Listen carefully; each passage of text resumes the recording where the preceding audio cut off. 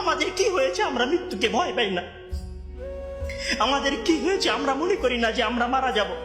পৃথিবীর সর্বশ্রেষ্ঠ মানুষ, সর্বশ্রেষ্ঠ রাসূল দুনিয়া থেকে বিদায় নিলেন, তার সাহাবীদেরকে ছেড়ে তিনি দুনিয়া থেকে চলে গেলেন, ওপারের জগতে পাড়ি জমালেন। আমাদের কি হয়েছে যে আমরা বিশ্বাস করতে চাই না, আমরা প্রস্তুতি গ্রহণ করি না মৃত্যুর জন্য?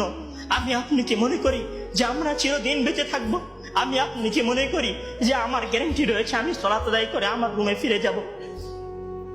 বিশ্বাস করুন হে আমার ছাত্র ভাইয়েরা, অবশ্যই আমাকে আপনাকে একদিন মৃত্যুবরণ করতে হবে, আমাকে আপনাকে একদিন এই দুনিয়া ছেড়ে চলে যেতে হবে।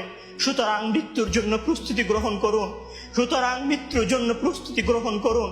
সেই দিন আসার পূর্বে, যেই দিন মৃত্যু আপনার দরবারে উপস্থিত হবে এবং মহান আল্লাহ তাআলাকে আপনি বলবেন, হে আল্লাহ, আমাকে স্বল্প একটু সময় দিন, আমাকে স্বল্প একটু সময় দিন, আমি ফিরে যাই এবং কিছু নেক আমল করে আসি। কাল্লা ইন্নাহা কালিমাতুন হুয়া কাইলুহা।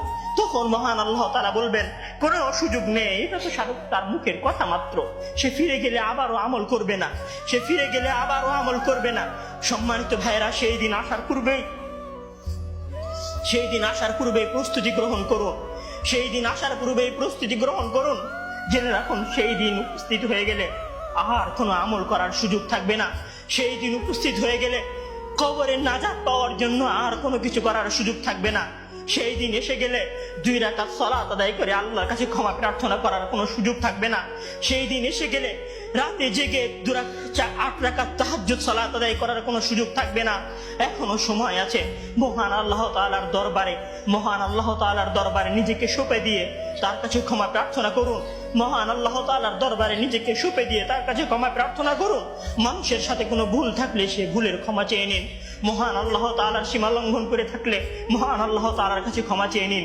সেই দিন আসার পূর্বেই যদি সেই দিন এসে যায়, সেদিন আর কোনো লাভ হবে না, সেদিন বেঁচে থাকার আর কোনো সুযোগ হবে না, 1 সেকেন্ড সময় আপনাকে বেশি দেওয়া হবে না। সম্মানিত ছাত্র ভাইয়েরা, মৃত্যুর জন্য প্রস্তুত হন। মহান আল্লাহ তাআলা আমাদের সবাইকে মৃত্যুর জন্য প্রস্তুতি গ্রহণ করার তৌফিক দান করুন।